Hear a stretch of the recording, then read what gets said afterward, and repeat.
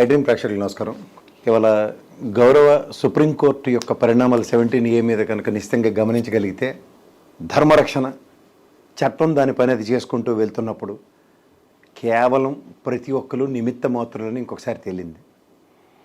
ముఖ్యంగా ఇవాళ 17A ధర్మాసనం ఆ దిశాభ్యాసనంలో ఇద్దరు 17A పట్ల విభేదించిన టోటల్ ప్రొసీడింగ్స్ క్షేత్రస్థాయి నుంచి ఏసీబీ కోర్టు నుంచి కానీ నెక్స్ట్ హైకోర్టు కానీ తీసుకున్న నిర్ణయాలని 100% ఏకీభవించిన ఉదంతాన్ని ఇవాళ కనుక గమనించగలిగితే వీళ్ళందరూ ఏదో భౌగోళిశాలలో యాంటిసిపేట్ చేస్తున్నట్టు త్రిసభ్యాసనం అన్నది కేవలం నామమాత్రమే. ఎందుకంటే ప్రశాంత్ భూషణ్ గారికి సంబంధించిన ఈ 17A కేసులో ఆల్రెడీ 5 సభ్యుల ఇంక్లూడింగ్ చీఫ్ జస్టిస్ గారితో చంద్రచూడ్ గారితో సైతం బెంచ్ కాన్స్టిట్యూట్ అయ్యి ఉంది.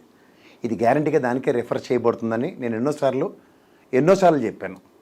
పైపచ్చు ఇదే చంద్రచూడ్ గారు ఎప్పుడైతే లోద్రా గారు ఆయన్ని కలిసినప్పుడు under the court proceedings legal merits మీద ఇమ్మంటావా లేదంటే మెర్సీ మీద బెయిల్ అన్న దగ్గరే ఇవాళ మెర్సీ గ్రౌండ్స్లోనే బెయిల్ వచ్చిన ఉదంతాన్ని ఇంకొకసారి రిట్రియేట్ చేసుకోగలిగితే ఇవాళ 17Aని మళ్ళీ పునరుద్ధరించు అండ్ దాని పర్యవసానాలని ఎట్టి పరిస్థితుల్లోనూ ఫేస్ చేసే సిచ్యువేషన్స్కే అట్రిబ్యూట్ అయి ఉన్నాయి.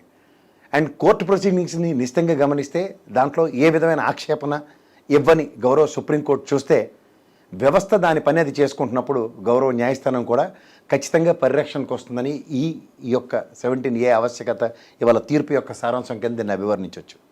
ఎప్పుడైతే 17A వర్తించదు అన్న అంశాన్ని పక్కకు తీస్తే మిగిలిన ప్రొసీడింగ్స్ అంతా 100/100 కరెక్ట్ అన్నది ఎప్పుడైతే జస్టిఫై చేయబడిందో తదనంతర పర్యవసానాలు ఖచ్చితంగా ఆ కేసులో ఉన్న వ్యక్తులు ఎదుర్కోవాలన్నది ఇంకొకసారి సాధారణంగా వెలువడించబడింది. ఇవాళ దిగువ కోర్టులు ఇచ్చిన బెయిల్తో బయట ఉన్న చంద్రబాబు నాయుడు గారికి ఎనీ మూమెంట్ ఏసీబీ కోర్టు పర్యవసానాల్లో ఆయన్ని ఎంక్వైరీకి పిలవచ్చు. ఎంక్వైరీకి ఆయన సహాయ సహకారాలు అభిలాషుల మామలాగా నాకు తెలియదని చెప్పినంత మాత్రాన తదనంతర పరిణామాలు ఖచ్చితంగా కాన్సిక్వెన్సెస్ని ఎదుర్కోవడానికి సంసిద్ధంగా ఉండవలసిందిగా నేనైతే ముందు జాగ్రత్తగానే చెప్తున్నాను. అపార్ట్ ఫ్రమ్ దిస్ ఇవాళ అందరూ ఊహించినట్టు ఇవాళ 17A క్రాష్ అవుతుంది అవ్వదు అన్న దానికన్నా ఇవాళ దేశ చరిత్రని ఈ తీర్పు ద్వారా మలుపు తిప్పుతుంది అన్న దాంట్లో ఎప్పుడైతే ఫుల్ బెంచ్ కాన్స్టిట్యూట్ అయిందో గౌరవ చంద్రచూడ్ గారి ఆధ్వర్యంలో దాంతోనే లీడ్ అవుతుందని నేను చెప్పిందే ఇంకొకసారి పునరుద్ఘాటించబడింది గౌరవ సుప్రీంకోర్టు పరంగా. ఇది ఒకసారి గమనించగలిగితే నన్ను ఊరికనే తిట్టిన వాళ్ళందరికీ కూడా నేను మళ్ళీ అదే సమాధానం చెప్పదలుచుకున్నా. ఇవాళ మెర్సీ గ్రౌండ్స్లో బెయిల్ తీసుకోవడానికి మొదటి 4-5 రోజుల్లోనే లోవర్ కోర్టులోనే వచ్చేదాన్ని సుప్రీంకోర్టు దాకా అంటే గోరుతో పోయేది గొడ్డల దాకా ఆ 30% కమిషన్కి కక్కుర్తిపడి వాళ్ళు చేసిన రాజకీయ విన్యాసానికి న్యాయస్థానాలు కనీసం కూడా కనికరించలేదన్న విషయం గ్రహించగలిగితే దాని యొక్క పర్యవసానాలు ఏ విధంగా ఉంటాయన్నది ఇవాళ వచ్చిన తీర్పు త్రూగా తెలుస్తుంది. ఇవాళ ఇది ఎలక్షన్స్కి ఒక పార్టీకి లీడ్ అవుతుంది ఇంకొక పార్టీకి లీడ్ అవుతుంది అన్న దాంట్లో వ్యవస్థ దాని పనిది చేసుకున్నప్పుడు ఆ వ్యవస్థే దాన్ని పరిరక్షిస్తుంది.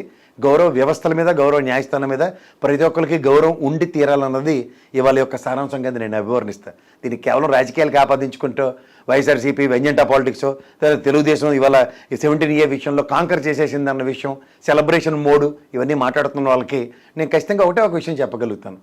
కింద కోర్టులో ప్రొసీడింగ్స్ని హైకోర్టులో జరిగిన బెయిల్ పర్యవసానాలని ఎక్కడ కూడా సుప్రీంకోర్టు ఒక్క ఇంచులో కూడా తప్పు అని ఎప్పుడైతే దాన్ని ఊటంకించి చెప్పలేదో దీని సారాంశం దీని పర్యవసానాలు ఖచ్చితంగా విపరీతంగా ఉండబోతున్నాయి. ఇది బిఫోర్ ఎలక్షన్స్ ఆఫ్టర్ ఎలక్షన్స్ అన్నవి 17Aలోంచి చంద్రబాబు నాయుడు గారు తప్పించుకోలేకపోయారు అన్న ధర్మసూత్రానికి మాత్రం కట్టుబడి ఉన్నారన్నది ఖచ్చితంగా తెలుస్తుంది. దీంట్లో రాజకీయ ప్రభావాల గురించి ఆలోచిస్తూ రాజకీయ అడ్వాంటేజెస్ గురించి మాట్లాడుతున్నప్పుడు నిన్నటిదాకా ఈ భౌగోళిశాలలో చెప్పింది ఏంటి వైఎస్ఆర్సీపీ ప్రభుత్వం వెంజెంటా పాలిటిక్స్కి తెరలేపింది అన్నది. ఆ విషయంలో ఇవాళ గౌరవ సుప్రీంకోర్టు ఇచ్చిన తీర్పు పర్యవసానం కనుక నిశ్చితంగా గమనించగలిగితే ఇవాళ గౌరవ లోవర్ కోర్టులోనూ ఆ శ్రీదేవి మేడం మీద ఆపాదించిన విషయాలను అన్నింటినీ పునరుద్ఘాటించి చూసుకుంటే రాష్ట్రపతి గారు అనే వ్యవస్థ రాష్ట్రపతి కార్యాలయం ప్రతిస్పందించిన ఉదంతం చూసుకుంటే ఇవాళ గౌరవ సుప్రీంకోర్టు కూడా ప్రతిస్పందించిన విధానం చూస్తే ఇందులో ఎక్కడ ప్రభుత్వానికి కానీ అండ్ వ్యవస్థలకు కానీ ఎక్కడైనా ఒక పెద్ద లైన్ గీయబడిందా అన్న విషయంలో చూస్తే ఖచ్చితంగా లైన్ గీయబడి ఉంది. వ్యవస్థ దాని పని అది చేసుకున్నప్పుడు గౌరవ న్యాయస్థానం వాటి రక్షణకు వస్తుందన్న విషయం ఇంకొకసారి ఓటంకించి చెప్పబడింది. ఇందులో కేవలం ప్రభుత్వం వెంజెంటా పాలిటిక్స్ తీసుకుందని ఆ భౌగోళిశాలను చెప్పింది మాత్రం ఖచ్చితంగా వాస్తవ విరుద్ధం, అది అబద్ధం అన్నది ఇంకొకసారి తేటతెల్లమైంది. ఎప్పుడైతే రాజకీయాలను ఆపాదించుకుంటూ ఒక పార్టీ ఒక వ్యవస్థ గతంలో అవినాష్ రెడ్డి గారి విషయంలో కూడా ఇదే విధంగా ఇదే ప్రస్తావనలు చేస్తున్నప్పుడు నేను రామ్ సింగ్ గారిని ఛాలెంజ్ చేసిన ఉదంతంలో గమనిస్తే నేను ఒక్కనే అనుకుంటాను యువతల విషయాల్ని ఈ రెండు విషయాల్లోనూ 17A విషయంలోనూ అండ్ అవినాష్ రెడ్డి గారి విషయంలోనూ అవుట్ ఆఫ్ ద బాక్స్ చెప్తుంది నేను ఒక్కనే. సో దీంట్లో కనుక మిస్టర్ నిశ్చితంగా గమనించగలిగితే ధర్మం పట్ల వ్యవస్థలు ఉన్నాయన్నది ఇంకోసారి నిరూపించబడింది. దీనికి వ్యక్తిగతంగానూ పార్టీల పరంగా ఆపాదించుకుని ఎవరు పడితే అని మాట్లాడుతుంటే ఎవరేం చేయగలుగుతారు? వ్యవస్థ చేస్తున్న పనుల్ని గౌరవ న్యాయస్థానం దానికి టాపప్ చేస్తున్న విధానాన్ని నిశ్చితంగా గమనించగలిగితే దాని సారాంశం కొట్టొచ్చినట్టు కనబడుతుంది. దీన్ని వదిలేసి ఎంతసేపు రాజకీయ ప్రయోజనాలు ఒక పార్టీ కొమ్ము కాసుకునే విధానాలకి తెరలేపుతున్నప్పుడు దాని పర్యవచనాలు ఏ విధంగా ఉంటాయి? మీరు నెత్తి నోరు కొట్టుకుని ఏడిచారు, ఆయన ఎక్కడ పడితే అక్కడ ప్రెస్ మీట్లు పెట్టారు పొన్నవాళ్ళ సుధాకర్ గారు అని. ఇవాళ దాని విషయానికి సంబంధించిన ఒక్క అంశం కూడా దీంట్లో ముడిపెట్టి మాట్లాడలేదు కదా.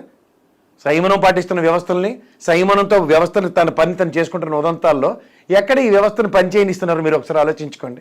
అందుకే జగన్మోహన్ రెడ్డి గారు నిశ్చితంగా చెప్తున్నారు ఈ భౌగోళిక ఛానల్ పట్ల. ఈ దుష్ట చతుష్టం ఏర్పడి మొత్తం ప్రజల్ని పక్కదారి పట్టించే కార్యక్రమానికి తెరలేపుతుంది అన్నట్లో ఇవాళ 17A ఒక జడ్జి గారు ఇచ్చిన మొదటి సెంటెన్స్ని పట్టుకుని మీరు ఎంతసేపు ప్రొలాంగ్ చేశారో అందరికీ తెలిసిన విషయమే.